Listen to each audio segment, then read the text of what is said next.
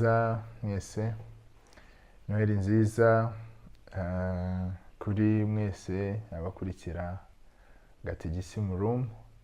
Gatigisimu Room ni icyumba cy'ubwigishwa naho abakristo bahurira bakaganira ku by'ubukristo bwabo, ariko kandi n'ababishaka bajyaho bagasobanukirwa iby'ubwo bukristo.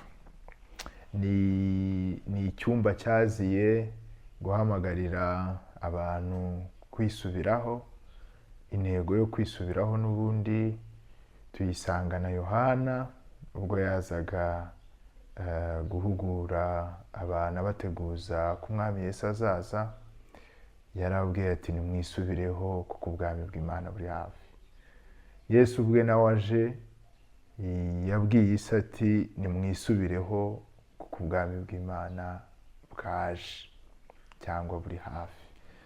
Usanga rero ari insanganyamatsiko igaruka mu ijambo ry'Imana ryose, guhamagarira umuntu kwisubiraho. Ariko ntabwo ari Imana yonyine bihamagarira abantu, iteka n'abandi barimu bose baba baduhamagarira kwisubiraho. Ubwo rero n'iki cyumba gihamagarira abantu kwisubiraho, kureba ibyo badakora neza kugira ngo babikosore. Turi rero mu bihe byiza, ibihe bya Noheli. Nifuje ko n'ubundi twasangira insanganyamatsiko ijyanye na Noheli. Numva twayita kwakirana yombi impano ya Noheli. Iki cyumba twigiramo iby'ubukristo, amwe mu masomo agoye gufata ni isomo rya Noheli.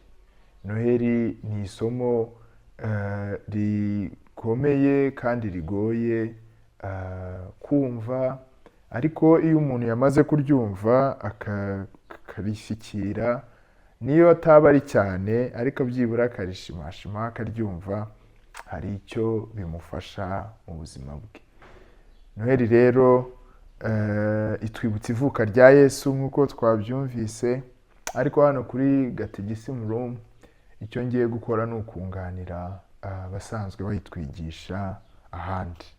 Ariko nanabibwiye, nitwa Yoeli cyangwa Joel Bishop Kama, ndi umukristo mu itorero Anglikani kandi akaba nawe nkorera umurimo w'ubu butumwa. Kuki isomo rya Noheli rikunze kudutsinda? Ni iki tutarumva ku isomo rya Noheli? Kuki bya Noheli bitaza ngo bikwire isi? Ni ikibazo gikomeye umuntu yakwibaza.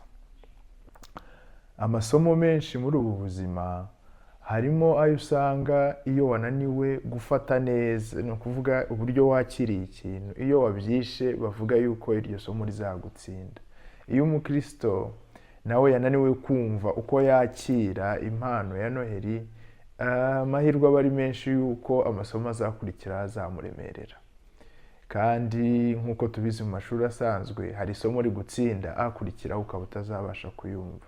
Utumvise neza iby'ivuka rya Kristo, biragora ngo azumve ibindi bizakurikiraho mu buzima bwe. Ubwo rero munizeye amatwi, dufate iminota mikeya tuganira ku kwakirana yombi iyi mpano Imana yaduhaye. Ibyo twigaga kera mu buganga bijyanye no kuvura, barakubwiraga ngo ufashe nabi. Iyo wabaga ugiye nko kuvura umuntu wagize imvune, bakagutoza uburyo ufata yaba umubiri w'umuntu, yaba aho yagize imvune. Na Noheli rero hari uburyo dukwiye kuyifata n'ibiganza byacu, hari uburyo dukwiye kuyakira, ku buryo iyo yakiriye nabi igucika cyangwa ikaguca mu myanya y'intoki, ugasigara wayiriyeho inyama, wanayinywereyeho ibyunywa, ariko yo ikanyonyomba ukabona urayibuze. Ni iki Imana yaduhaye muri Noheli? Agaseke ka Noheli ni agaseke karimo ibyuzuye. Ni agaseke twahawe mu ijoro, kandi abasanzwe bazi iby'ijoro twari turemerewe, nicyo kindi byasigura. Twagahawe nta ubona undi, ndetse benshi twari turyamye tunasinziriye. Ni agaseke Imana yatekereje kutwohereza, kandi kari agaseke twakwita k'akataraboneka. Ni agaseke kataje nk'utundi duseke ababyeyi bashyira abana babo babasuye. Ni agaseke kaje bamarayika banakaririmbira. Ni agaseke kaje kariho indirimbo z'abamarayika bavuga bati murebe impano ihawe isi, mu ijuru icyubahiro n'ikibi cy'Imana, kandi mu isi amahoro abe mu bo yishimira. Ntabwo rero kazanywe n'abantu gusa, kaje gahetswe, kaje gateruwe n'abamarayika nabo n'abantu nabo bose bakazaniye mwene muntu. Ni agaseke Imana yafunze cyangwa se yapfunyitse igapfunyikira abantu yari izi neza kandi izi icyo bakennye. Yashyizemo twose rero, yashyizemo utwo bayisabaga, yashyizemo utwo bayongoreraga ko bakeneye. Nta kintu na kimwe itashyize muri ako gaseke. Ni agaseke yatekerejeho bihagije kandi kazana nk'igisubizo ku mwana w'umuntu kugira ngo akakire hanyuma kamutabare. Imana ntabwo yagafashe ngo igaterure ikajugunye ku muntu itamubwiye. Yaramuteguje. Uko umuntu yakomezaga gutakira Imana ye mu buryo butandukanye yabivugagamo, yaba uwariraga bamukubise kubera kwiba, yaba uwabaga yibwe, bari bafite amarira y'urusobe yazamukaga akagera ku Mana. Nayo ubwayo ibitekerezaho igihe gihagije, iravuga nzapfunyika umuti, nzategura umuti, nzawushyira mu gaseke, nkahereza abana b'abantu bakire iby'ibi byifuzo bahora bambaza. Imana rero yateguje umuntu, iramubwira nakumvise kandi nzaguha agaseke kazaba karimo byose ukeneye. Umuntu rero akimara kumva iryo humure yarashidutse. Umutima we koko ukawubona ko wazabiranyijwe n'umunezero, wuzuye akanyamuneza, kuko rimwe azahabwa igisubizo cy'ibibazo arimo atura Imana. Arabitegereza, imyaka ihana n'indi, ariko umuntu akajya yumva hari ikintu Imana izamuha, ndetse biza no gufata imbaga y'abantu benshi, basigara ikibabeshejeho ari ugutegereza icyo Imana izabaha nk'uko yari yarabibasezeranyije. Abantu benshi rero barategereje, ariko Noheli nicyo gisubizo. Imana yageze aho itanga icyo yari yaravuze izatanga. Kuri Noheli impano ya yindi Imana yavugaga izapfunyikira muntu ikamwohereza yamugezeho, ariko habaye akaga kubera ko umuntu uko yari ayitegereje ntabwo ariko yayibonye. Umuntu yari azi ko uwo mwanya abajura bagiye guhita bacika mu isi. Uwo mwanya ababatwazaga ibitugu, ababarushaga bagiye guhita bakurwaho, bikarangira bakabona umudendezo. Agiye kubona abona Imana yapfunyitse nabi, abona Imana yafashe icyo yamwijeje irangije igishyira mu kamvirope wakwita umuvure. Ibyo ntabwo byafashe umuntu ku mutima nk'uko yari bupfunyikira iyo mpano ahantu heza. Umuntu rero yabanje gucanganyikirwa, yibaza niba icyo ahawe ari cyo koko yasezeranijwe kuva kera. Yibaza niba aka kantu k'ubusabusa ngo ni uruhinja karyamye mu muvure kazagira icyo kamumarira mu bibazo yari yaratuye Imana. Umuntu mu kurebesha amaso asanzwe, kureba abantu b'i Nazareti hatajya hava icyiza na kimwe, kubona ariho bapfunyitse kado y'igisubizo cye byaramugoye, kandi na n'ubu biracyamugora. K'i Nazareti ko i Betelehemu havaho ikintu cyazamubera umutabazi. Abantu batunguwe no kubona Imana yapfunyitse kado yabasezeranyije imyaka ibihumbi n'ibihumbi mu muvure nk'itagira ahandi yapfunyika ibifite agaciro. Ariko muri uwo muvure abantu bari bahari, ariwe Mariya na Yosefu, bari bagiye kubyara iyo mpano dusanga mu muvure, bakomeje kwibaza nabo ubwabo niba koko ibyo babwiwe koko bizahura n'ibyo barimo kubona. Yesu mu muvure ni ihurizo ry'agakiza ka muntu. Yesu mu muvure ni ihurizo ry'uko umuntu mu by'ukuri ashobora kwizera ibyo agakiza ke kukaturuka. Iyo urebye rero usanga nawe ubwawe yuza kuba uri muri bariya bantu wari buva aho ngaho ntacyo ukoze, ntacyo wari bumaze iyo mpano, kubera uburyo Imana yayifunyitse nabi. Ibyo rero byatumye kuri benshi ku ikubitiro, na n'ubu kandi biracyabitera, nta n'umwe ugira icyo amaza iyo mpano kubera ukuntu yaje ifunyitse. Umuntu arayireba akabona ko nta kindi yayikoresha, ibiri mu muvure se byamarira iki mwene muntu? Ibibazo by'isi yari ifite, Yesu mu muvure ntacyo yabaga yabikoraho urebesheje amaso ya muntu. Ariko bibutsa yuko Imana yo yari yavuze ko izapfunyikira muntu ikizamugirira umumaro kandi kikamutabara. Impano y'Imana yari yohereje itangira kubiyobera. Ese mama, iki ni kizakoresha idukiza? Ariko Imana yari izi ibyo ikora. Hashize iminsi mikeya abantu bakibaza iby'iyo mpano, kuri bamwe nta n'uyitayeho. Amasaha abaye makeya iyo mpano igisesekara mu isi, ngo abamarayika baje bayiherekeje barushaho gusobanurira abana b'abantu ngo nimwegere impano, nimuyegere niyo gakiza kanyu. Nuko abashumba bamwe n'abanyabwenge bamwe bafata urugendo bajya kuyakirana yombi. Mwibuke ko turimo gusangira kuri iyo nsanganyamatsiko yo kwakirana yombi iyi mpano, nubwo isa nk'aho ifunyitse ahatagira icyo hatumarira. Na n'ubu kandi benshi baracyareba bakabona ko ntacyo yamara bitewe n'aho ifunyitse. Abanyabwenge rero bagerayo n'abashumba barushaho gutekereza ku by'iyo mpano, ndetse baranabiganirizwa ngo nuko Mariya ibyo bavugaga byose abibika mu mutima, abishyingura mu mutima, ndetse n'abanyabwenge bamwe babishyingura mu mutima. Iminsi rero irahita, haca ibihe, hanyuma umwana wari wavutse ariyo mpano isi yari ihawe arakura. Amaze gukura akura bamwe bazi ibye abandi batazi iby'iyo mpano.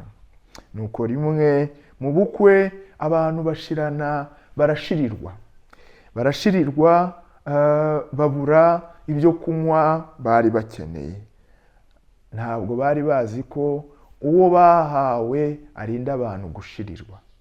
Nta nubwo bari bazi ko uwo bahawe arinda abantu kubihirwa. Ariko kuko Mariya yari yaregereye impano, yaragiye yongorera abari baraho, aravuga ngo cya gihe muri Noheli twahawe impano, kandi uwayisunga ashobora gusubizwa ibyo twashiriwe. Nuko arabongorera ati ubwo njyewe nzi iby'iyo mpano, ndabasabye icyababwira cyose mugikore. Iyo mpano twabonaga nk'idafite ikimaze, ku ikubitiro ihereza abantu ibyo bari babuze. Abari bashiriwe bahawe ibyo bari bakeneye, nuko ngo bose baranezerwa kandi bose baranywa. Abari bashiriwe bose bamenya ko hari impano idasanzwe yongera abashiriwe mu buzima. Imana rero yari yayifunyitse ibizi ko iteka umuntu ashirirwa, kandi ko ukeneye kujya ahabwa ibidashira akwiye kuyisunga. Ibyakurikiyeho ni byinshi by'iyo mpano, ndetse umuntu akurikiranye filime yayo uko yagiye ikora ibitangaza ntabwo twayirondora muri iyi minota mikeya nifuje gukoresha aha ngaha. Ariko byose ni ibitangaza. Iyo mpano uwabaga yayegera akanayikoraho gusa arwaye, wabonaga atashye yakize. Iyo mpano impumyi zarayibonye zirahumuka. Iyo mpano abari badafite uko bagenda barayibonye bahabwa imbaraga zo kugenda. Iyo mpano abari bafite ibyaha barayegereye irabibakiza. Ibitangaza byayo ntabwo umuntu yabirondora.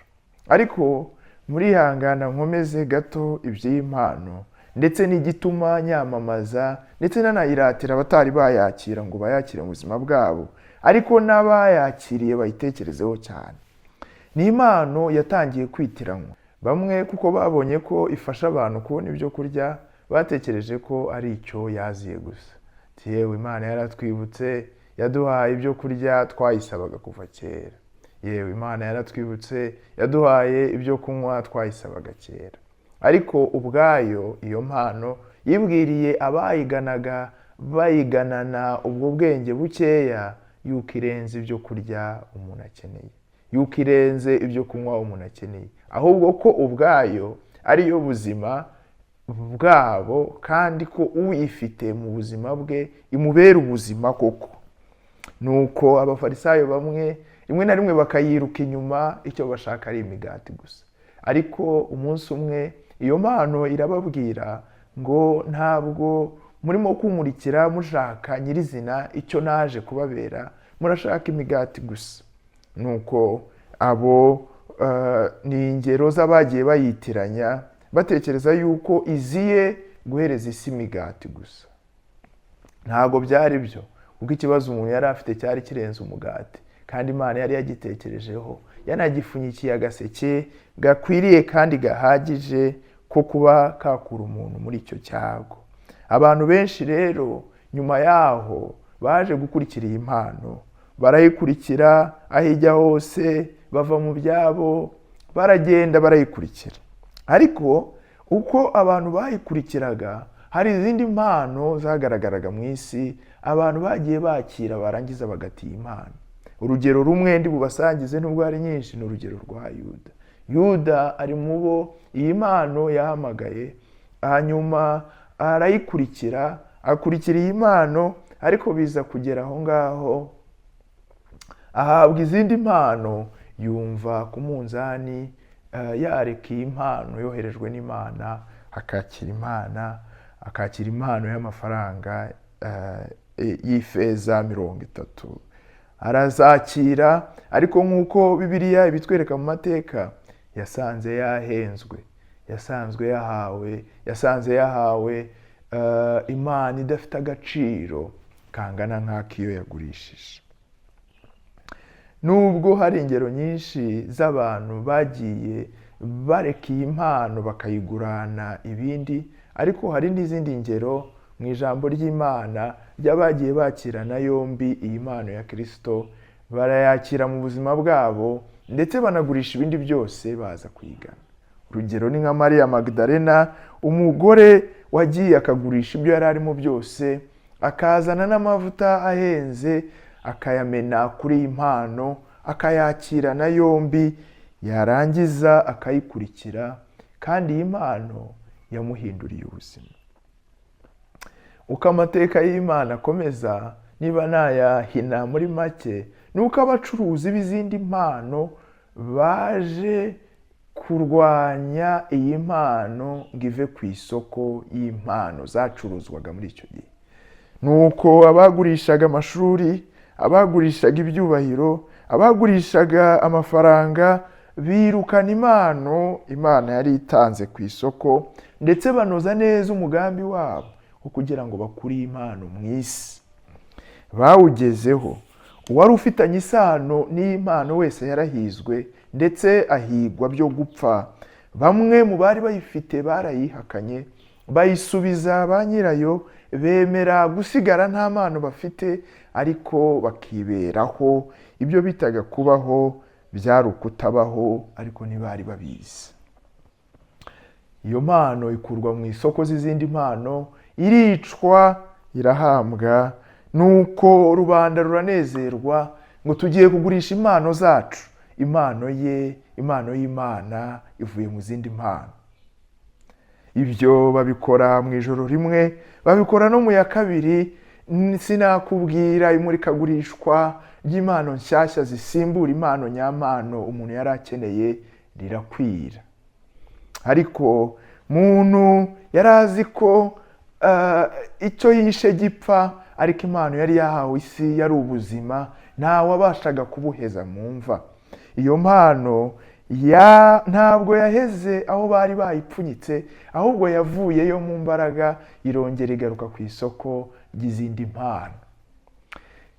ku isoko aya magingo haracyari abasa na ba bandi bayipfukiranye bakayisubiza mu gituro kugira ngo itagaragara ku isoko ry'Imana.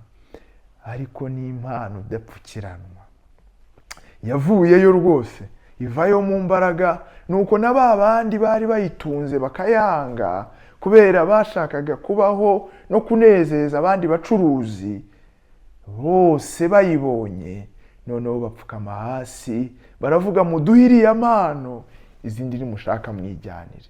Aho harimo abagabo nka ba Petero bavuze ngo ya mpano mwacukuriye imva mukayihamba twasanze ariyo mpano iruta izindi, niyo mpano umuntu wese akeneye, niyo mpano umugabo n'umugore bakeneye, niyo dushaka, izindi nimushaka muzitwarire.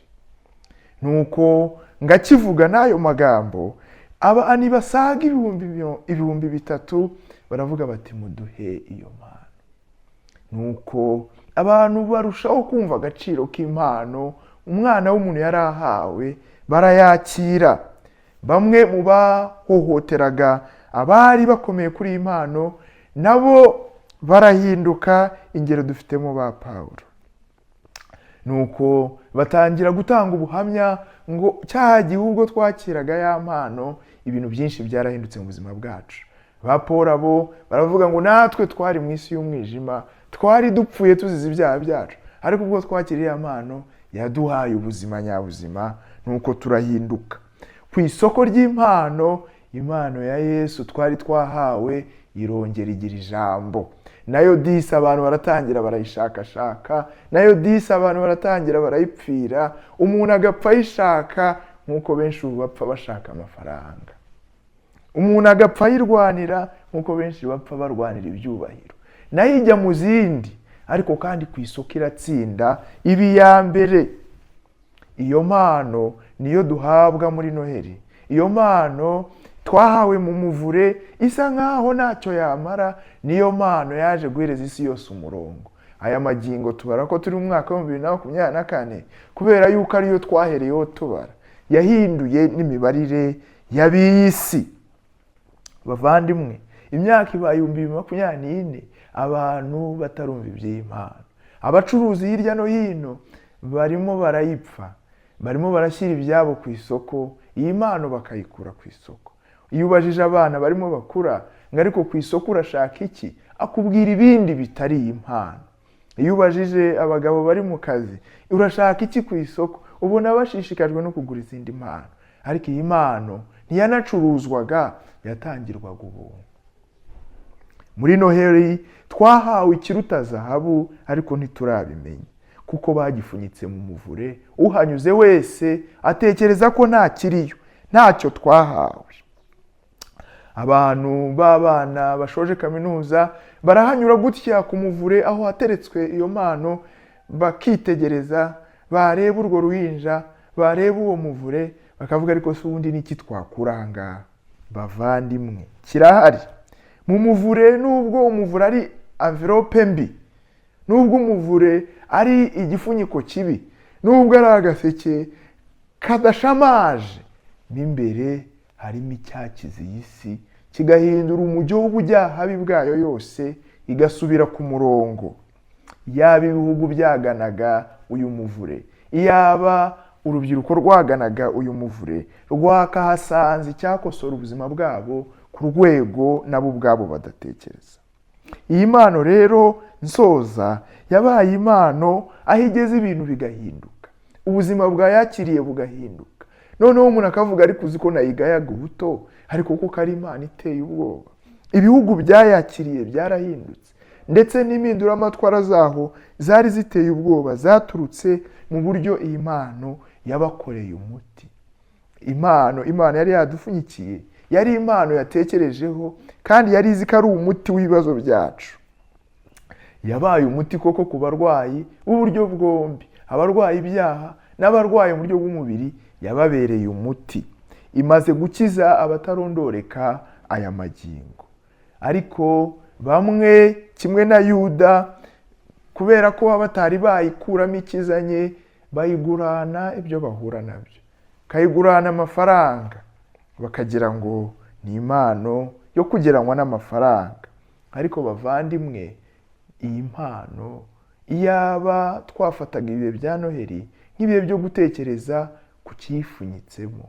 Ndahamagarira rero abakristo twese kongera kwibaza ngo ni iki Imana yaba yarapfunyitse mu gaseke ka Noheli natekerezaho, nagira icyanjye kikantabara. Ubukristo bwiza ni ubukristo bukomeza kwihamagarira no kwitoza no kwicengezamo kumva neza ibanga rya Noheli.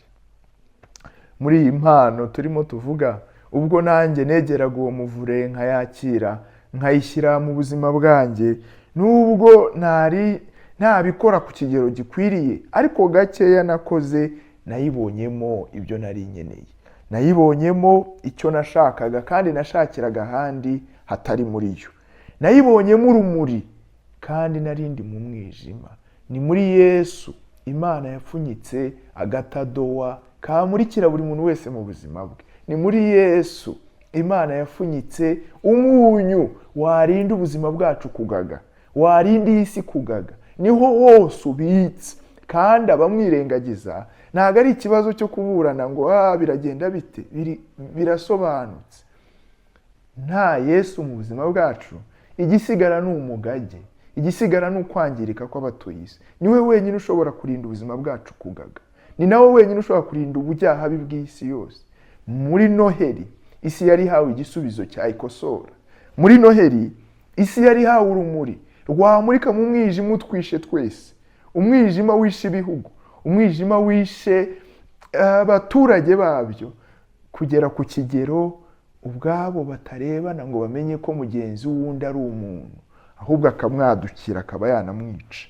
Nimureke rero twakire iyo mpano, mureke tuyakire mu buzima bwacu kugira ngo ikore icyo Imana yari yaduteguriye. Murakoze, mugire Noheli nziza, Noheli yakirana yombi icyo Imana yaduhaye.